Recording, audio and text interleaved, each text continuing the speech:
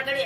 बोला केला तर त्याचा राग येता म्हणून काय मी बोलत नाही सगळ्यांना काही केलंय माझ्या शांतीत कोणी बघल्यान काय म्हणा जाता सांगता आमका ठाऊक नाही म्हणा आता खडेच होतलंय माका सांगा मी म्हातारा माणूस खडे खडे जातलं या पोराचे पाठवून बरं आरडता येतं हू म्हणत नाही शांती खडे करून म्हणता गो शांती